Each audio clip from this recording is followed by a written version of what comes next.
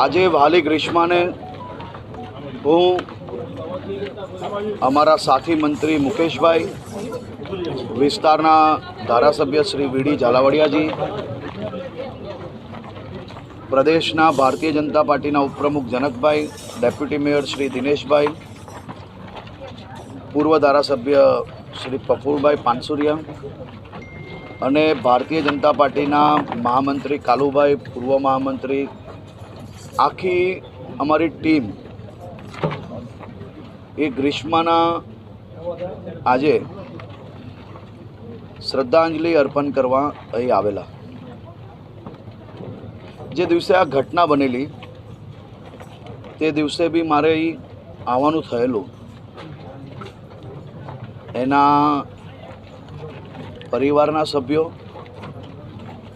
એના સગા સંબંધીઓ, આ સોસાયટીના સભ્યો, તમામ લોકોને મારે મળવાનું થયેલું. ત્યારે મેં એમને એક વચન આપેલું કે એક એવો દાખલો બેસાડીશું કે ભવિષ્યમાં ક્યારેય કોઈ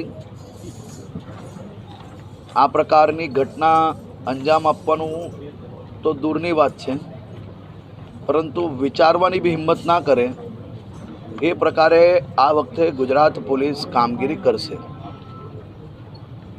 અહીંયાથી નીકળીને તરત જ ગણતરીના કલાકોમાં રેન્જ આઈજી રાજકુમાર પાંડિયનજી એમની નિરીક્ષણમાં એક એસઆઈટી બનાવવાનું નક્કી કર્યું અને એ એસઆઈટી ડીવાયએસપી વનારના અધ્યક્ષ સ્થાને કામગીરી ચાલુ કરવામાં આવેલી. તમે કલ્પના કરો કે 5 દિવસમાં 2500 પાનાની ચાર્જશીટ તૈયાર કરવામાં આવે છે. એમાં FSL હોય, તમામ પ્રકારની ટેકનોલોજી, સ્થળ નિરીક્ષણ, વિડીયો, મોબાઈલ, આ બધા જ વિષયોને સાથે લઈને એસઆઈટી દ્વારા મજબૂત ચાર્જશીટ તૈયાર કરવામાં